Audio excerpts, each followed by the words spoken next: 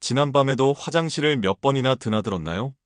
이건 절대 가볍게 넘길 상황이 아닙니다. 지금 2단계에서 신호를 놓치면 나중에는 선택지가 거의 남지 않을 수도 있습니다. 겉으로는 멀쩡해 보여도 몸속에서는 이미 조용히 무너지고 있는 경우를 저는 수없이 봤습니다. 구독, 좋아요는 큰 힘이 됩니다.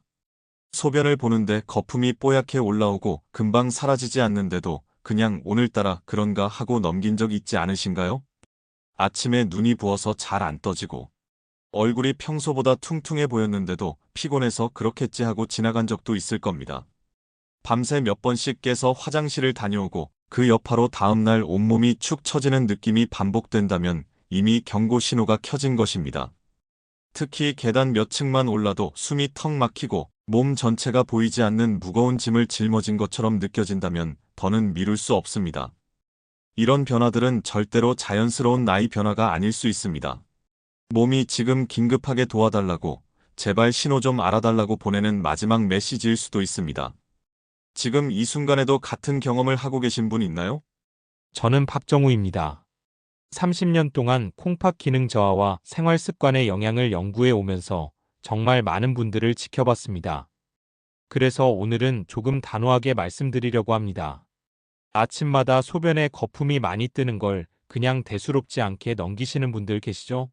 물을 덜 마셔서 그런가 보다, 오늘따라 소변 줄기가 새서 그런가 보다 하고 넘기시는데요. 이걸 몇 주 동안 계속 무시하면 몇 달 안에 정말 돌이키기 어려운 상황까지 갈 수 있습니다. 구독, 좋아요는 큰 힘이 됩니다. 겉으로는 멀쩡해 보이고 일상생활도 그럭저럭 유지되는 것 같아서 별 문제 없다고 생각하시는 분들이 많으세요. 하지만 몸속에서는 이미 조용한 문제가 시작된 경우를 저는 정말 너무 자주 봅니다. 그분들 대부분이 나중에 제게 이렇게 말씀하세요. 진작 알았으면 좋았을 텐데 왜 그때는 몰랐을까요? 그 말을 들을 때마다 제 마음도 무거워집니다. 요즘 이런 신호들 경험하고 계신 분들 혹시 계신가요? 아침에 일어나서 화장실 가셨는데 소변에 거품이 맥주 거품처럼 뽀글뽀글 떠 있고 한참 지나도 안 사라지는 모습 보신 적 있으신가요? 저녁이 되면 발목이 무겁고 양말 벗었을 때 자국이 선명하게 남아서 손가락으로 눌러보면 푹 들어가는 느낌 받아보신 적 있으신가요? 밤에 잠들었다가 두세 번씩 깨서 화장실 다녀오느라 다음날 아침에 몸이 천근만근처럼 무겁고 머리가 멍한 경험 해보신 적 있으신가요? 이런 증상들은 사실 콩팥이 여러분께 보내는 신호입니다. 콩팥은 아프다고 크게 소리치지 않아요. 대신 아주 작은 변화로 조용히 알려줍니다. 그래서 대부분 사람들이 그냥 나이 들어서 그런가 보다, 요즘 피곤해서 그런가 보다 하고 넘기는 거죠. 하지만 이걸 계속 무시하면 결국 평생 투석을 해야 하는 상황까지 갈 수 있고, 그때가 되면 정말 되돌릴 수가 없습니다. 오늘 영상에서는 콩팥이 약해질 때 나타나는 중요한 신호들, 왜 이 신호들이 위험한지, 그리고 무엇보다 한국 사람들이 일상에서 바로 실천할 수 있는 간단한 습관들을 말씀드리겠습니다. 아침에 레몬물 한 잔, 저녁에 사과 한 개 같은 작은 실천만으로도 콩팥의 부담을 충분히 줄일 수 있습니다. 이건 기적의 민간 요법이 아니라 제가 수년 동안 많은 분들께 적용해왔던 방법들입니다. 혹시 오늘 내용 중에서 특히 궁금하신 부분이 있으신가요? 댓글로 남겨주시면 다음 영상 주제로 준비해 보겠습니다. 제가 얼마 전에 들은 한 이야기를 먼저 들려드리고 싶습니다. 제 지인 중에 한 분이 계신데요. 평소에 집 근처 공원 산책하는 걸 정말 좋아하시던 분이었습니다. 아침마다 규칙적으로 30분씩 걷고 베란다에 작은 화분도 가꾸시고 저녁에는 손주들과 영상 통화하는 게 일상이셨죠. 그런데 어느 날부터 이상한 증상들이 하나씩 나타나기 시작했습니다. 처음엔 소변에 거품이 생기더래요. 맥주잔에 부은 것처럼 하얗고 두꺼운 거품이 한참 동안 사라지지 않고 둥둥 떠 있었다고 합니다. 그분은 그냥 물을 조금 덜 마셔서 그런가 보다 하고 넘기셨어요. 그런데 거품은 계속 나타났고 거의 한 달 동안 매일 아침 같은 모습이 반복됐습니다. 그래도 별로 아프지는 않으니까 큰 문제는 아니겠지 하고 또 넘기셨죠. 그러다 저녁이 되면 다리가 붓기 시작했습니다. 양말 벗으면 자국이 선명하게 남고 그 자국이 한참 동안 사라지지 않을 정도였어요. 손가락으로 발목을 꾹 눌러보면 푹 들어간 자국이 몇십 초 동안 그대로 남아 있었다고 합니다. 아침에 일어나면 늘 몸이 무겁고 피곤해서 예전처럼 산책을 나갈 힘도 없었대요. 처음엔 날씨가 더워서 그런가, 요즘 스트레스를 받아서 그런가, 잠을 제대로 못 자서 그런가 생각하셨답니다. 밤에도 문제가 생겼습니다.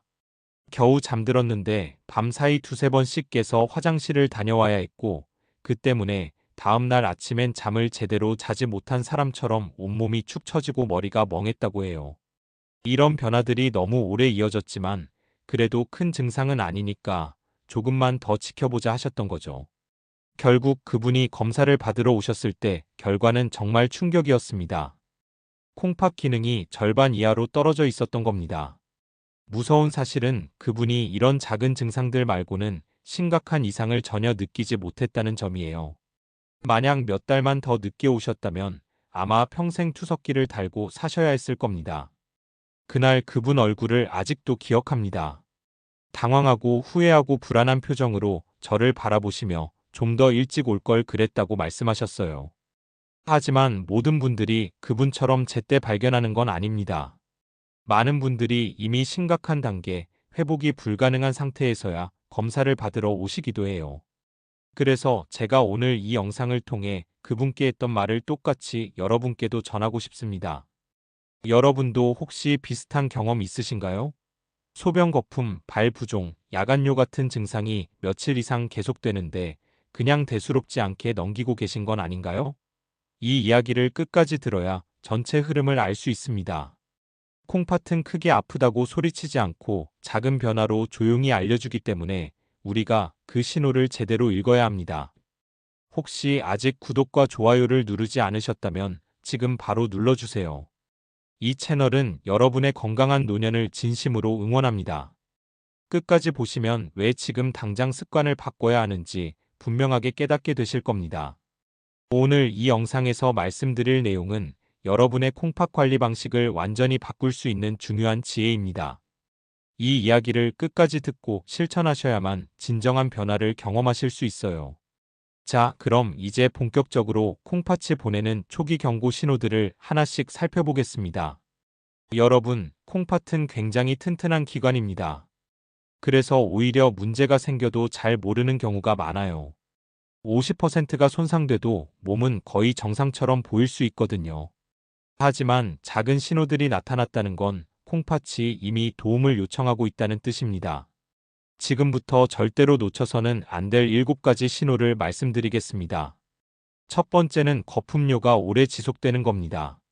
여기서 말하는 거품은 소변 줄기가 센 힘으로 나와서 잠깐 생기는 작은 방울이 아닙니다.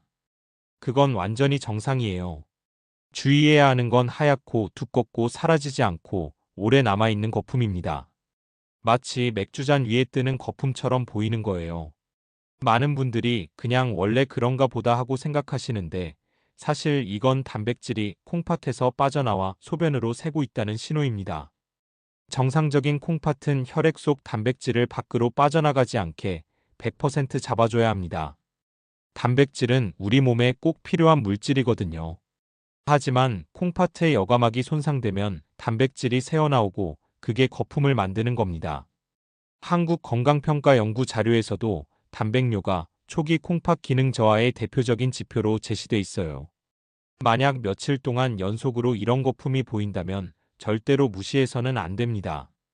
제가 만났던 69세 김선호님은 소변 거품을 몇 주 동안 넘기셨다가 체력이 눈에 띄게 떨어지셨어요. 나중에 검사해 보니 콩팥 기능이 많이 약해진 상태였습니다. 거품이 하루만 잠깐 생기는 건 큰 문제가 아닐 수도 있지만 반복되면 반드시 확인해야 합니다. 요즘 거품이 며칠씩 이어지는 분 계신가요? 두 번째는 소변색이 비정상적으로 변하는 겁니다. 건강한 소변은 보통 연한 노란색이에요. 레몬물을 아주 연하게 탄 색과 비슷하죠. 그런데 색이 짙은 차물처럼 진해지거나 갈색, 붉은빛 또는 쌀물처럼 탁해진다면 반드시 주의해야 합니다. 붉거나 분홍색이면 혈뇨, 즉 소변에 피가 섞였을 가능성이 있고요. 짙은 갈색은 염증이나 조직 손상 혹은 세포분에 산물이 쌓이고 있다는 의미일 수 있습니다. 국내 배뇨 건강조사에 따르면 색 변화는 수분 부족 외에도 노폐물 축적과 관련성이 높다고 합니다. 특히 물을 적게 마셨거나 색소 있는 음식을 먹은 것도 아닌데 색이 변했다면 바로 검사를 받아야 해요. 72세 박영진님은 갈색 소변이 지속되다가 생활 습관을 조정하신 후 개선되셨습니다. 물 마시는 시간을 일정하게 정하고 색이 계속 변하면 검사를 진행하는 게 좋아요. 색소 많은 음식의 영양과 헷갈리지 않도록 하루 식단과 함께 관찰하시는 것도 도움이 됩니다. 최근 소변색이 자주 변한 적 있으신가요? 세 번째는 이유 없는 만성 피로입니다. 충분히 자고 식사도 평소처럼 하는데 늘 지치고 기운이 하나도 없다는 분들이 정말 많으세요. 대부분 나이 때문이라고 생각하시는데 실제로는 콩팥 문제에서 비롯되는 경우가 많습니다. 콩팥은 우리 몸에서 적혈구 생성을 자극하는 호르몬을 만들어요. 이걸 에리스로포이에틴이라고 하는데요. 콩팥이 약해지면 이 호르몬이 줄어들고 그러면 몸은 빈혈이 생기고 피 속에 산소가 부족해지면서 쉽게 피곤하고 어지러워집니다. 만성 피로를 호소한 중장년의 상당수가 콩팥 기능 저하와 연관된 것으로 보고된 사례도 있어요. 68세 이정필님은 계단 몇 칸만 올라가도 숨이 차서 멈춰 서야 했는데 원인은 나이가 아니라 수년 동안 모르게 진행된 콩팥 기능 저하였습니다. 잠을 충분히 자도 피곤하면 수분 섭취와 식습관을 먼저 점검해 보세요. 단순한 피곤함과 일상 유지가 어려울 정도의 무력감은 구분해야 합니다.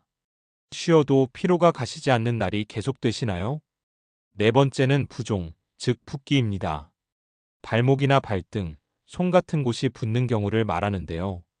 건강한 사람은 체액을 잘 조절하지만 콩팥이 제 역할을 못하면 여분의 물이 몸에 쌓여서 다리가 무겁고 양말 자국이 깊게 남으며 그 자국이 오래 사라지지 않습니다. 발목을 손가락으로 5초 정도 눌렀을 때 손을 떼고 나서 오목하게 들어간 자국이 몇 초에서 몇십 초 동안 유지된다면 그건 바로 부종입니다. 한국 성인 연구에서도 지속적인 부종은 염분 과다 섭취와 체액 정체와 연관성이 높았다고 해요. 한국에서는 많은 분들이 며칠 짜게 먹어서 그렇겠지, 날씨 때문이겠지 하고 넘기시는데 부종이 며칠 이상 지속되면 반드시 조심해야 합니다. 75세 정혜성님은 짠 식단을 줄이자 부종이 크게 감소하셨어요. 양말 자국 확인하시고 수분과 염분을 조절하시고 가벼운 걸음 운동을 하시면 도움이 됩니다. 일시적인 부종과 며칠 이상 지속되는 부종은 다릅니다. 요즘 발이 자주 무겁거나 붓는 느낌이 드시나요? 다섯 번째는 소변 냄새가 평소보다 심하고 이상한 경우입니다. 정상적인 소변은 냄새가 거의 없고 자극적이지 않아요. 그런데 화장실 문을 여는 순간 강한 암모니아 냄새 혹은 시큼하거나 낯선 냄새가 느껴진다면 그건 콩팥이 독소를 충분히 걸러내지 못하고 있다는 신호일 수 있습니다. 한국 배뇨 건강보고에서도 냄새 변화는 염증이나 농축 소변과 연관됨이 제시돼 있어요. 특히 이 냄새의 변화가 소변색 변화나 배뇨 시 통증과 함께 나타난다면 즉시 검사해야 합니다. 70세 김대수님은 냄새 변화와 동시에 피로가 심해지셨는데 물 섭취를 늘리고 짠 음식과 가공식품을 줄이시니 많이 나아지셨어요. 색 변화나 통증이 같이 나타나면 지체하지 말아야 합니다. 최근 냄새 때문에 놀라신 적 있으셨나요? 여섯 번째는 야간뇨, 밤에 자주 깨서 소변 보는 겁니다. 성인이라면 밤에 한 번도 안 가거나 많아도 한 번 정도가 보통이에요.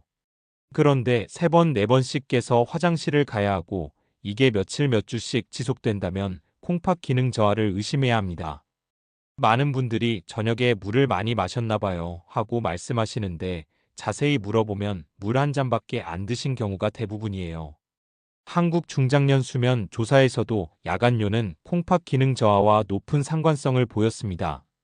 이건 낮 동안 콩팥이 충분히 여과하지 못해서 밤이 되면 몸이 야근하듯이 뒤늦게 소변을 만들어내는 현상이에요.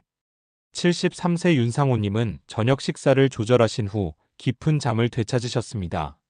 저녁에 물 섭취를 조금 줄이시고 짠 음식을 피하시면 도움이 돼요. 물을 아예 안 드시는 방식은 더 큰 불균형을 만드니까 조심하셔야 합니다. 밤에 2번 이상 깨는 날이 많아졌나요? 7번째는 식욕 저하와 더부룩한 메스꺼움입니다. 콩팥이 나빠지면 요독증이라고 해서 노폐물이 혈액에 쌓이기 시작해요. 이 물질들이 위를 자극해서 메스꺼움이 생기고 입맛이 떨어지며 먹으면 금방 배부른 느낌을 유발합니다. 특히 기름진 음식이나 냄새가 강한 음식을 보면 더 심해지는데요. 국내 식습관 연구에서도 식욕 저하는 신체 대사 변화와 직접 연관됨이 확인됐습니다.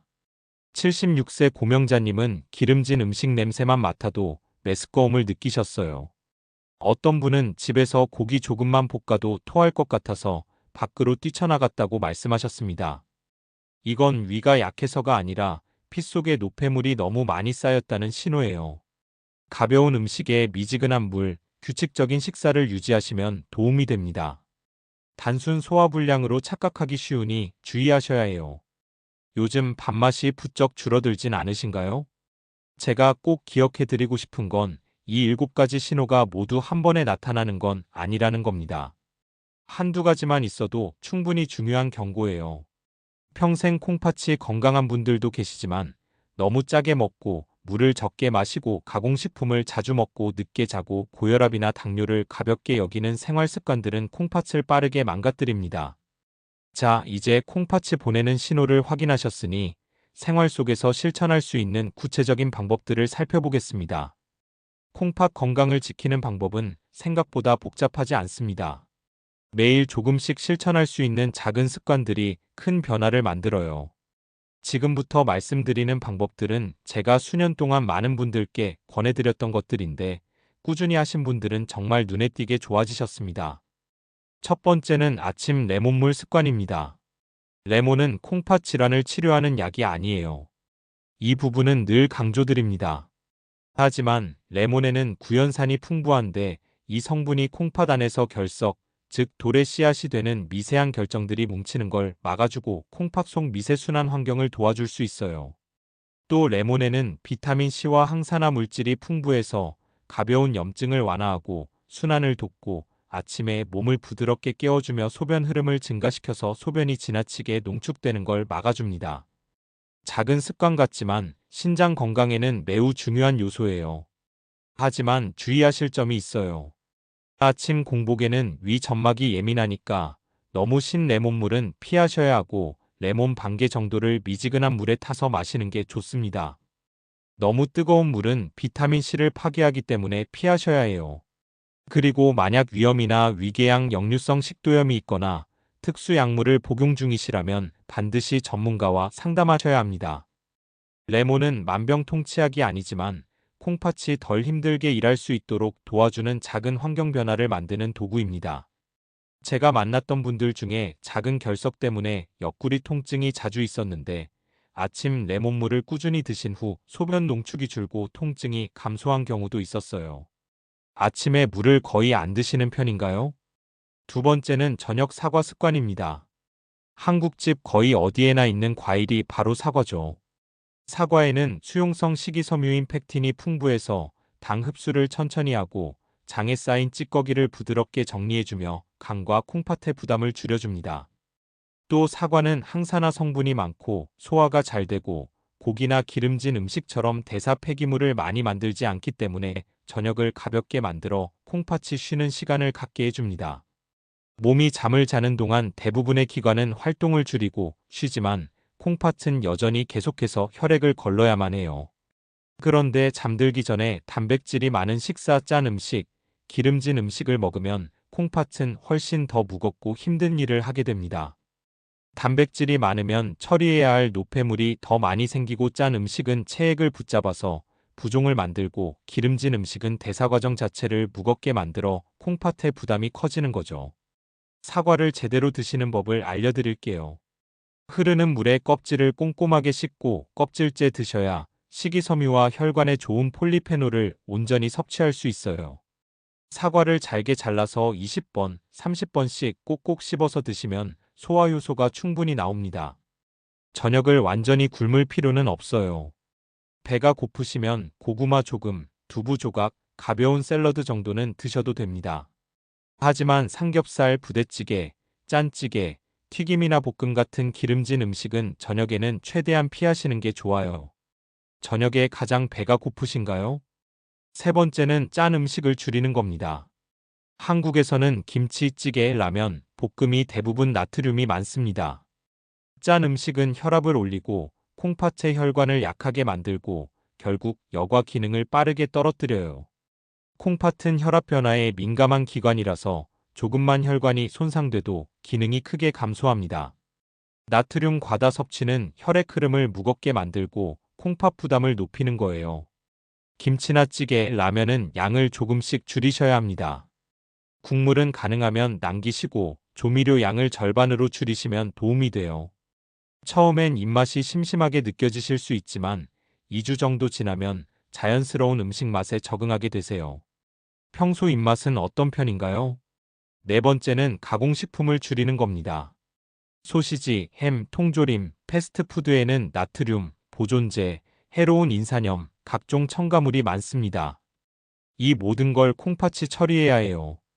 지나치게 드시면 콩팥은 오염된 환경에서 일하는 노동자처럼 계속 고생하게 됩니다. 첨가물과 보존제를 콩팥이 모두 처리해야 하기 때문에 지속적인 섭취는 부담이 커지는 거죠. 소시지나 햄, 통조림 위주 식단은 피하시는 게 좋아요. 일주일 중 3일은 가공식품 없는 식단을 만들어 보세요.